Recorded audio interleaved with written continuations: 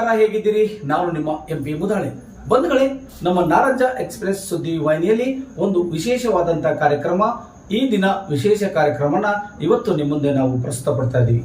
ಬಂಧುಗಳೇ, ಈ ಒಂದು ಕಾರ್ಯಕ್ರಮದಲ್ಲಿ ಒಂದಾದ ಜೋಡಿಗಳು ಅಂತಕ್ಕಂಥ ಶೀರ್ಷಿಕೆ ಅಡಿಯಲ್ಲಿ ಈ ಒಂದು ಕಾರ್ಯಕ್ರಮ ಆಯೋಜನೆ ಮಾಡಲಾಗ್ತಾ ಇದೆ.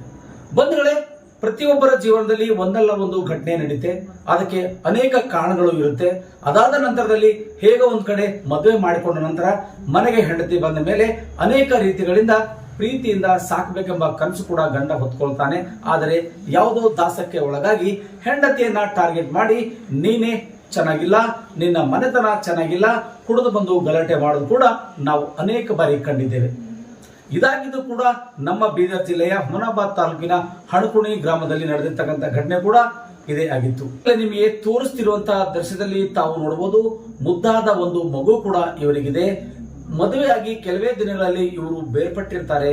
ಗಂಡ ಒಂದು ಕುಡಿತಕ್ಕೆ ದಾಸನಾಗಿ ಕುಡಿದು ಬಂದು ಗಲಾಟೆ ಮಾಡ್ತಾನೆ ಮತ್ತು ಅತ್ತೆ ಮಾವು ಕೂಡ ನಮಗೆ ಸೇರೋದಿಲ್ಲ ಅಂತಕ್ಕಂಥ ಮಾತನ್ನ ಹೆಂಡತಿ ತನ್ನ ತವ್ರ ಮನೆಗೆ ಹೇಳುವ ಮೂಲಕ ಮತ್ತು ಆ ತವ್ರ ಮನೆ ಕೂಡ ಯಾವುದೋ ಒಂದು ರಾಜಿ ಸಂಧಾನ ಮಾಡಿ ಅಲ್ಲೇ ಅಲ್ಲೋ ಹಿರಿಯರನ್ನ ಕರೆದು ಒಂದಿಷ್ಟು ಪಂಚಾಯತಿ ಮಾಡಿಬಿಟ್ರೆ ಮುಗಿದೋತಿತ್ತು. ಆದರೆ ಅವ್ರ್ಯಾವುದು ಆ ರೀತಿ ಮಾಡಲಿಲ್ಲ.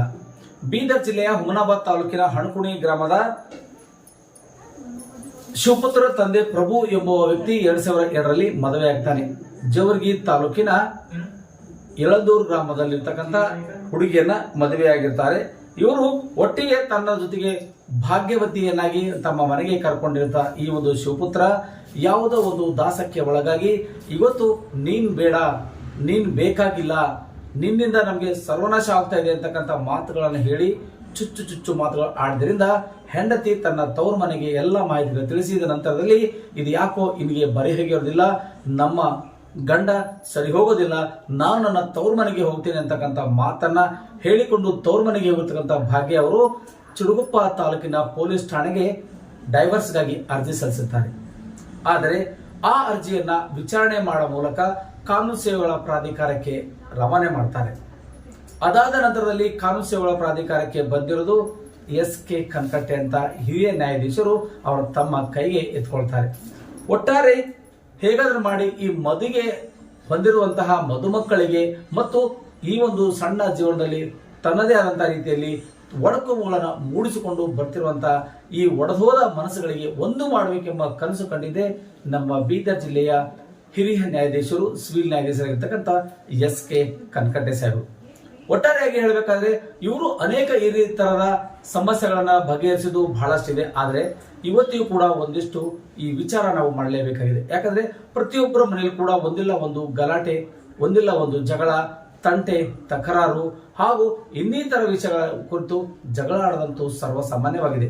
ಆದರೆ ಇಲ್ಲಿರ್ತಕ್ಕಂಥ ಸಮಸ್ಯೆಗೆ ಪರಿಹಾರ ಯಾವುದು ಅಂತ ಕಂಡುಕೊಳ್ಳಲು ಹೋದ್ರೆ ಅಲ್ಲಿ ಹೊಡಿ ಬಡಿ ಜಗಳ, ಅವಳು ಸರಿ ಇಲ್ಲ, ಇವನು ಸರಿ ಇಲ್ಲ, ಅವನು ಕುಡಿದು ಬರ್ತಾನೆ ಅಂತ ಅವಳು ಅಂತಾಳೆ, ಇವು ಸರಿಗಿಲ್ಲ, ಬೇರೆ ಬೇರೆ ಯಾವುದೋ ಒಂದು ಕಾರಣಕ್ಕೆ ಅವಳು ನಮ್ಮ ಮೇಲೆ ದೂರು ಕೊಡ್ತಾ ಇದ್ದಾಳೆ, ಅವ್ರ ಸಂಬಂಧಿಕರು ಚೆನ್ನಾಗಿಲ್ಲ, ಅವ್ರು ಚೆನ್ನಾಗಿಲ್ಲ, ಬೇರೆ ಬೇರೆ ಕಡೆ ಮಾತಾಡ್ತಾಳೆ, ನಮ್ಮನ್ನ ಅವರು ತೆಗಿತಾ ಇಲ್ಲ ಅಂತಕ್ಕಂಥ ಮಾತು ಕೂಡ ಅನೇಕ ಮನೆತನದಲ್ಲಿ ನಾವು ನೋಡಿದ್ದೇವೆ ಮತ್ತು ಕಂಡಿದ್ದೇವೆ. ಆದರೆ ಅಂತ ಮನೆಗಳಲ್ಲಿ ಕೂಡ ಎಷ್ಟೋ ಪ್ರಾಣಗಳು ಹೋಗಿದೆ, ಎಷ್ಟೋ ಜೀವಗಳು ಕೂಡ ಹೋಗಿದೆ. ಆದರೆ ಇವತ್ತು ಕೂಡ ಕನ್ಕಟ್ಟೆ ಸಾಹೇಬರು ಒಂದಿಷ್ಟು ವಿಚಾರ ಮಾಡಿ ಸುಮಾರು ಒಂದಲ್ಲ, ಎರಡಲ್ಲ, ಮೂರಲ್ಲ, ನಾಲ್ಕಲ್ಲ, 6 ತಿಂಗಳ ಕಾಲ ಅರ್ಜಿ ಮೇಲೆ ಅರ್ಜಿ ಅವರಿಗೆ ಕರೆಸಿ ಕೌನ್ಸಿಲ್ ಮಾಡುವ ಮೂಲಕ ಕಾನೂನು ರೀತಿಗಳಲ್ಲಿ ಚೌಕಟ್ಟಿನಲ್ಲಿ ಕಾನೂನು ಯಾವ ರೀತಿಯಾಗಿ ಬೇರ್ಪಡ್ತದೆ, ಕಾನೂನಿನ ಅಂಕಿಅಂಶಗಳೇನು, ಕಾನೂನಿರ್ತಕ್ಕಂಥ ಸಕಾರಾತ್ಮಕ ಅಂಶಗಳೇನು, ಮತ್ತೆ ನೀವು ಗಂಡ ಹೆಂಡತಿಗಳನ್ನು ಒಂದಾದ್ರೆ ಏನಾಗುತ್ತೆ, ಒಂದಾಗದೆ ಹೋದರೆ ಏನಾಗುತ್ತೆ ಅಂತಕ್ಕಂಥ ವಿಚಾರವನ್ನ ಮನಗಂಡು ಸುಮಾರು 6 ತಿಂಗಳಿಂದ ಆ ಕೇಸನ್ನ ಸ್ಟಡಿ ಮಾಡಿರ್ತಕ್ಕಂಥ ಹಿರಿಯ ನ್ಯಾಯಾಧೀಶರು ಮತ್ತು ನಮ್ಮ ಬೀದರ್ ಜಿಲ್ಲೆಯ ನ್ಯಾಯಾಧೀಶರಾಗಿರುವಂತಹ SK ಕನ್ಕಟ್ಟೆ ಸಾಹೇಬರು ಇವತ್ತು ಬೀದರ್ ಜಿಲ್ಲೆಯಲ್ಲಿರ್ತಕ್ಕಂಥ ಹುಮನಾಬಾದ್ ತಾಲೂಕಿನ ಹಣಕುಣಿ ಗ್ರಾಮದ ಶಿವಪುತ್ರ ತಂದೆ ಪ್ರಭು ಎಂಬುವರಿಗೆ ಮದುವೆಯಾಗಿ ಬಂದಂತ ಜವರ್ಗಿ ತಾಲೂಕಿನ ಯಳಂದೂರು ಗ್ರಾಮದ ಭಾಗ್ಯವತಿಯವರನ್ನ ಮತ್ತೆ ಇವತ್ತು ಹಸೆಮನೆ ಇಳಿಸಲಿಕ್ಕೆ ಅವರು ಪ್ರಯತ್ನ ಪಟ್ಟು ಅವರ ಜೊತೆಯಲ್ಲಿ ಒಂದು ಸಣ್ಣ ಕೂಸು ಕೂಡ ಇದೆ, ಅವರ ಕೂಸು ಜೊತೆಯಲ್ಲಿ ಸೇರಿಕೊಂಡು ಮತ್ತೆ ಅವರಿಗೆ ಹೊಸ ಜೀವನಕ್ಕೆ ಕಾಲಿಡುವ ಹಾಗೆ ಅವರನ್ನು ಒಂದುಗೂಡಿಸುವಂತ ಪ್ರಯತ್ನ ಮಾಡಿ ಇವತ್ತು ಯಶಸ್ವಿಯಾಗಿದ್ದಾರೆ.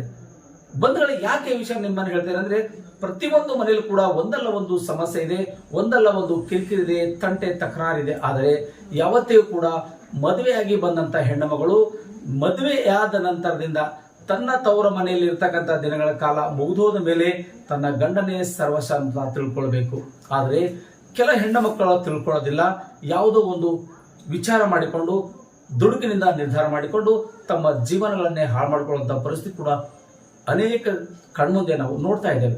ಆದರೆ ಇವತ್ತಿಗೂ ನಾವು ಒಂದಿಷ್ಟು ಹೇಳಕ್ಕೆ ಇಷ್ಟಪಡ್ತಾ ಇದ್ದೀನಿ, ಈ ತರದ ನ್ಯಾಯಾಧೀಶರು ಪ್ರತಿಯೊಂದು ಜಿಲ್ಲೆಗಳಲ್ಲಿ ಈ ತರದ ಕೌನ್ಸಿಲ್ಗಳನ್ನ ಮಾಡೋ ಮೂಲಕ ಮಾಡಿದರೆ ಅನೇಕ ಜನರ ಜೀವನಗಳನ್ನ ಮತ್ತೆ ಬಹಳ ಉದ್ಧಾರ ಆಗತಕ್ಕಂಥ ಕೆಲಸನ ಆಗ್ತದೆ ಅಂತಕ್ಕಂಥ ಮಾತನ್ನ ಈ ಮೂಲಕ ನಾವು ಮನವಿ ಹೇಳ್ತಾ ಇದ್ದೇವೆ. ಬಂಧುಗಳೇ, ನಾನು ಇಲ್ಲಿ ಯಾರೋ ಮಾಡಿದ ಕೆಲಸಕ್ಕೆ ನಿಂತುಕೊಂಡು ಹೇಳುವಂತ ಪ್ರಶ್ನೆ ನಮ್ಮದಲ್ಲ. ಆದ್ರೂ ಕೂಡ ಒಂದಿಷ್ಟು ನಾವು ಆಲೋಚನೆ ಮಾಡಬೇಕಾದ ಕರ್ತವ್ಯ ನಮ್ಮದಾಗಿದೆ. ಯಾಕಂದ್ರೆ ನಮ್ಮಲ್ಲಿರ್ತಕ್ಕಂಥ ಅಂಶಗಳನ್ನ, ನಮ್ಮಲ್ಲಿ ಸಿಗ್ತಕ್ಕಂಥ ಕೆಲವೊಂದು ಮಾತುಗಳನ್ನ ನಾವು ಹೇಳಿದ್ರೆ ತಪ್ಪೇನೂ ಆಗೋದಿಲ್ಲ. ಆದ್ರೂ ಕೂಡ ಇನ್ನೊಬ್ಬರ ಜೀವನಕ್ಕೆ, ಇನ್ನೊಬ್ಬರಕ್ಕೆ ಬೆಳಕಾಗುವಂತಹ ಕೆಲಸವಾಗಬೇಕು. ಆ ಕೆಲಸ ಯಾರು ಮಾಡ್ತಾ ಇದ್ದಾರೆ ಅಂದ್ರೆ SK ಕನ್ಕಟ್ಟೆ ಸಾಹೇಬರು. ಯಾಕೆ? ಅವರಿಗೆ ಒಂದಿಷ್ಟು ತಮ್ಮದೇ ಆದಂತಹ ರೀತಿಯಲ್ಲಿ ಜೀವನ ಶೈಲಿ ಇದೆ. ಸಾಕು, ನನಗೆ ಸಂಬಳ ಬರ್ತಾ ಇದೆ, ನಾನು ಕೂತ್ಕೊಂಡಿದ್ದೆ ಜಡ್ಜ್ಮೆಂಟ್ ಕೊಟ್ಟರು ಸಾಕು ಅಂತಕ್ಕಂಥ ಮನಸ್ಸು ಮಾಡಬಹುದಿತ್ತು. ಆದರೆ ಅವ್ರ ಮನಸ್ಸು ಹಾಗಿಲ್ಲ. ಸಣ್ಣ ಜೀವಗಳಿಗೆ ಉಳಿಸಿ ಅವರನ್ನ ಒಂದುಗೂಡಿಸುವುದೇ ನನ್ನೊಂದು ಪ್ರಮುಖ ಪಾತ್ರ.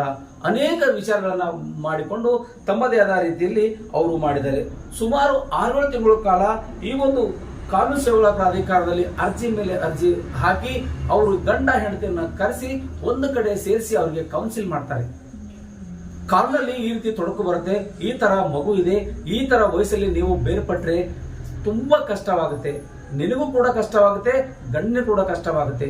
ಇಂಥ ಪರಿಸ್ಥಿತಿಯಲ್ಲಿ ನೀವು ಒಂದಾಗದೆ ಎಲ್ಲಕ್ಕಿಂತ ಬೆಟರು, ನೀವು ಒಂದಿಷ್ಟು ಒಂದಾದ್ರೆ ಕೂಡ ಇಡೀ ಸಮಾಜಕ್ಕೆ ಒಂದು ಮಾದರಿ ಆಗ್ತೀರಿ ಅಂತಕ್ಕಂಥ ಮಾತನ್ನ SK ಕನ್ಕಟ್ಟೆ ಸಾಹೇಬರು ಆ ದಂಪತಿಗಳಿಗೆ ತಿಳಿ ಹೇಳ್ತಾರೆ.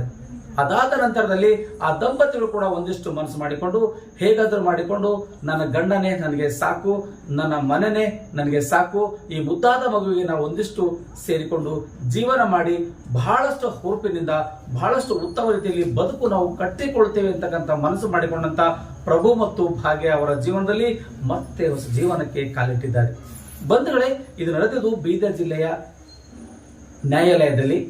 ಒಟ್ಟಾರೆಯಾಗಿ ಹೇಳಬೇಕಾದ್ರೆ SK ಕನ್ಕಟ್ಟೆ ಸಾಹೇಬರು ಕಾನೂನು ಸೇವೆಗಳ ಪ್ರಾಧಿಕಾರದ ಕಾರ್ಯದರ್ಶಿಗಳು ಕೂಡ ಆಗಿದ್ದಾರೆ. ಎಲ್ಲ ರೀತಿಗಳಿಂದ ಆಲೋಚನೆ ಮಾಡಿ ತೂಗಿ ಅಳದಿ ಅವರು ತಮ್ಮ ಪ್ರಾಮಾಣಿಕತೆಯನ್ನ ಇಲ್ಲಿ ಮೆರೆದಿದ್ದಾರೆ. ಒಡೆದೋಗಿರ್ತಕ್ಕಂಥ ಹೃದಯಗಳನ್ನ ಒಂದುಗೂಡಿಸುವ ಮೂಲಕ ಮತ್ತೆ ತಮ್ಮ ಹೊಸ ಬಾಳಿನಲ್ಲಿ ಬೆಳಕು ನೀಡಿದ್ದಾರೆ. ಒಟ್ಟಾರೆಯಾಗಿ ಹೇಳಬೇಕಾದ್ರೆ ಹುಟ್ಟಿಸಿದ ಶಿವ ಹುಲ್ಲು ಮೈಸಲ್ಲ ಅನ್ನುವಂತ ತಿನ್ಸಲ್ಲ ಅಂತಕ್ಕಂಥ ಗಾದೆ ಮಾತು ಇಲ್ಲಿ ನಮಗೆ ನೆನಪಿಗೆ ಬರ್ತಾರೆ. ಮತ್ತೆ ನಾನು ವಿನಂತಿ ಮಾಡ್ಕೊಳ್ತಾ ಇದ್ದೀನಿ, ಹೆಣ್ಣು ಮಕ್ಕಳಲ್ಲಿ ಯಾವುದೇ ಕಾರಣಕ್ಕೂ ಇವತ್ತಿನ ಕಾಲಘಟ್ಟದಲ್ಲಿ ನಿಮ್ಮ ಗಂಡ ಕುಡ್ಕನೇ ಆಗಿರಲಿ, ಸಡ್ಕನೇ ಆಗಿರಲಿ, ಮತ್ತು ಅವನ ಎಂಥ ಸ್ಥಿತಿಯಲ್ಲಿ ಇದ್ರೂ ಕೂಡ ಕನಿಷ್ಠ ಪಕ್ಷ ಸೌಜನ್ಯಕ್ಕಾದರೂ ಮದುವೆ ಮಾಡಿಕೊಂಡು ಬಂದಂತ ಹೆಂಡತಿ ತಿದ್ದಲಿಕ್ಕೆ ಪ್ರಯತ್ನ ಪಡಬೇಕು. ಇವತ್ತು ನಾನು ಯಾವುದೋ ಒಬ್ಬ ಹೆಣ್ಣು ಮಗಳ ಬಗ್ಗೆ ನಾನು ಮಾತಾಡ್ತಾ ಇಲ್ಲ, ಇಡೀ ನಮ್ಮ ಅಕ್ಕ ತಂಗಿಯ ಸಮಾನಾಗಿ ಈ ಮಾತನ್ನು ಹೇಳ್ತಾ ಇದ್ದೇನೆ. ಆ ಯಾವ ರೀತಿಯಾಗಿ ಅಕ್ಕ ತಂಗಿ ಸಮಾನಾಗಿ ಹೇಳ್ತಾ ಇದ್ದಾರೆ ಅಂದ್ರೆ ಆ ಮನೆಯಲ್ಲಿ ಜಗಳನೇ ಬರೋದಿಲ್ಲ, ಆ ಜಗಳ ಬರೋ ಕಾರಣವೂ ಆಗೋದಿಲ್ಲ. ಯಾಕಂದ್ರೆ ಒಬ್ಬರನ್ನೊಬ್ಬರನ್ನ ಹೊಂದಾಣಿಕೆ ಮಾಡಿಕೊಂಡು ಹೋಗುವ ಮೂಲಕ ನೀವು ಇಡೀ ಜಗತ್ತನ್ನೇ ಗೆಲ್ಲಬಹುದು. ಆದರೆ ನಿಮ್ಮ ದುಡುಕಿನ ನಿರ್ಧಾರ, ನಿಮ್ಮ ಈ ಒಂದು ಆಚೂರ್ಯತೆಯಿಂದ ಈ ರೀತಿಯಾಗಿ ಸಮಸ್ಯೆಗಳು ಬಂದಾಗ ಯಾರು ನಮಗೆ ಕೈ ಹಿಡಿಯಲ್ಲ. ನನ್ನ ತವ್ರ ಮನೆ ಇದೆ ಅಂತ ತಿಳ್ಕೊಂಡು ಹೆಣ್ಣು ಮಗಳು ತವ್ರ ಮನೆ ಹೋದ ನಂತರ ಗೊತ್ತಾಗುತ್ತೆ ಕಷ್ಟ ಏನು ಅಂತ. ನಾವು ಇಲ್ಲಿ ನಿಂತ್ಕೊಂಡಾಗ ಆಡಿದ ಮಾತು ಬೇರೆ, ತವ್ರ ಮನೇಲಿ ಹೋಗಿ ನಿಂತ್ಕೊಂಡು ಮಾತಾಡೋದೇ ಬೇರೆ. ಯಾಕಂದ್ರೆ ಅಲ್ಲಿ ನನ್ನ ಅಣ್ಣ ಇರ್ತಾನೆ, ತಮ್ಮ ಇರ್ತಾನೆ, ತಮ್ಮನ ಹೆಂಡತಿ ಇರ್ತಾಳೆ, ಅಣ್ಣನ ಹೆಂಡತಿ ಇರ್ತಾಳೆ, ಅಮ್ಮ ಇರ್ತಾಳೆ, ಅಪ್ಪ ಇರ್ತಾನೆ. ನಾವು ಮನೆ ಗಂಡನ ಬಿಟ್ಟು ಮತ್ತೆ ನಾವು ತವ್ರ ಮನೆಗೆ ವಾಪಸ್ ಹೋಗಿ ನನ್ನ ಗಂಡಿನಿಂದ ಬೇರ್ಪಟ್ಟು ನಾನು ಮನೆಗೆ ಹೋದಾಗ ನನ್ನನ್ನ 1 ದಿವಸ ಚೆನ್ನಾಗಿ ನೋಡ್ತಾರೆ, 2 ದಿವಸ ಚೆನ್ನಾಗಿ ನೋಡ್ತಾರೆ, 3 ದಿವಸ ಚೆನ್ನಾಗಿ ನೋಡ್ತಾರೆ. ಆದರೆ 4ನೇ ದಿನಕ್ಕೆ ಚೆನ್ನಾಗಿ ನೋಡ್ಕೊಳ್ಳಿಕ್ಕೆ ಆಗೋದಿಲ್ಲ.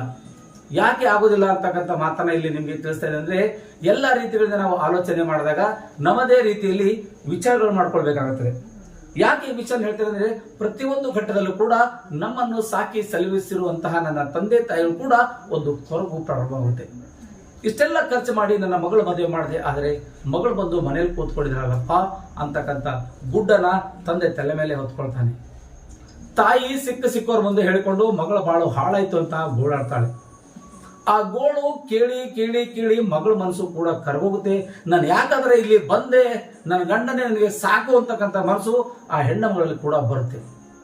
ಆ ಮನಸ್ಸು ಮೊದಲೇ ಮಾಡ್ಬಿಟ್ರೆ ಈ ನೋವುಗಳನ್ನ ಇವತ್ತು ಯಾರು ಸಹಿಸ್ಕೊಳ್ತಾ ಇಲ್ಲ, ಈ ರೀತಿ ಯಾರು ಮಾಡ್ಕೊಳ್ತಾ ಇಲ್ಲ. ಇವತ್ತಿನ ಕಾಲಘಟ್ಟದಲ್ಲಿ ನಮ್ಮ ಹೆಣ್ಣು ಮಕ್ಕಳಿಗೆ ನಾನು ಮತ್ತೆ ಮತ್ತೆ ವಿನಂತಿ ಮಾಡ್ಕೊಳ್ತಾ ಇದ್ದೀನಿ, ಗಂಡ ಕುಡಿದು ಬಂದ್ರು ಕೂಡ ಒಂದಿಷ್ಟು ಅವನಿಗೆ ಸಮಾಧಾನ ಪಡಿಸಿ.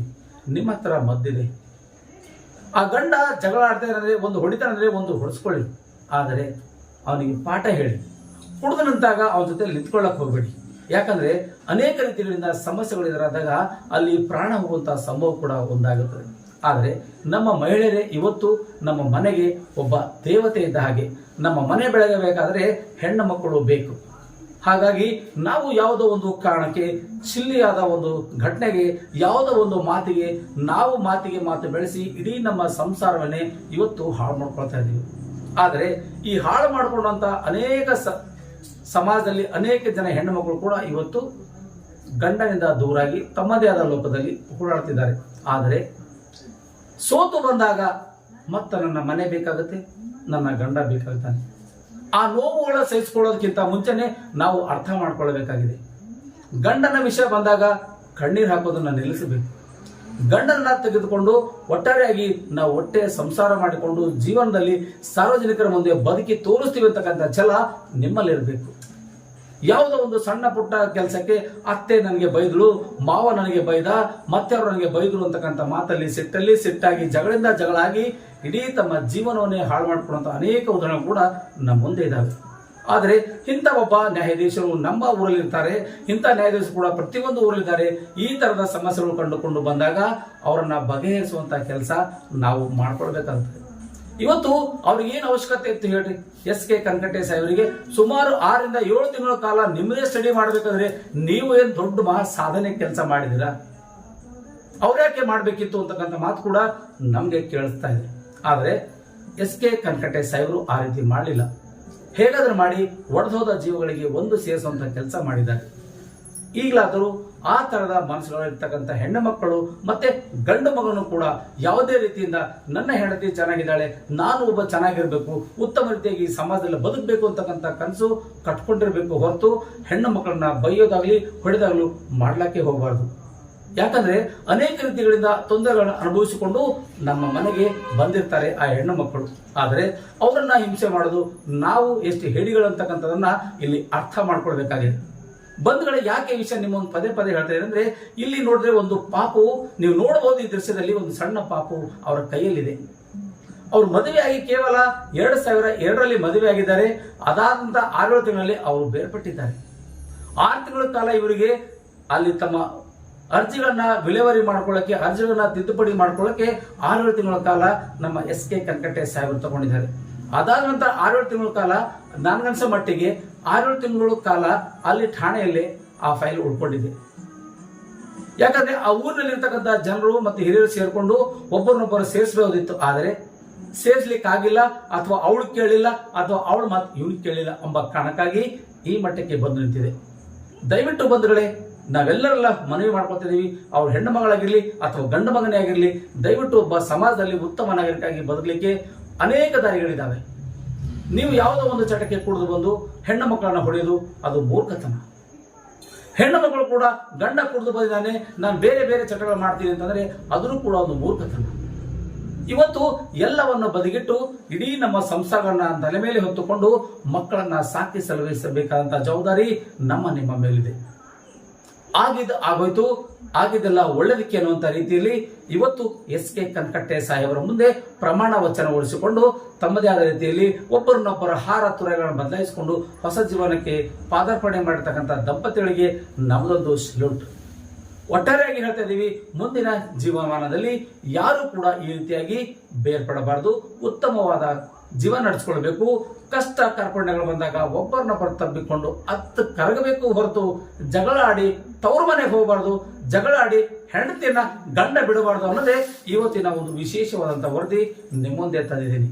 ದಯವಿಟ್ಟು ಇದನ್ನು ಯಾರ್ಯಾರಿಗೆ ಇಷ್ಟವಾಗಿದೆಯೋ ಅವರು ಲೈಕ್ ಮಾಡಿ, ಶೇರ್ ಮಾಡಿ, ಕಮೆಂಟ್ಸ್ ಮಾಡಿ, ನಿಮ್ಮ ಅನಿಸಿಕೆ ಅಭಿಪ್ರಾಯಗಳನ್ನ ಈ ಒಂದು ಕಮೆಂಟ್ಸ್ ಬಾಕ್ಸ್ ಅಲ್ಲಿ ಬರೆದು ಹಾಕಿ. ಮತ್ತೆ ಮುಂದಿನ ಸುದ್ದಿಗಾಗಿ ಮತ್ತೆ ಬರ್ತೀನಿ. ಅಲ್ಲಿವರೆಗೂ ನೋಡ್ತಾ ಇರಿ. ಧನ್ಯವಾದಗಳು.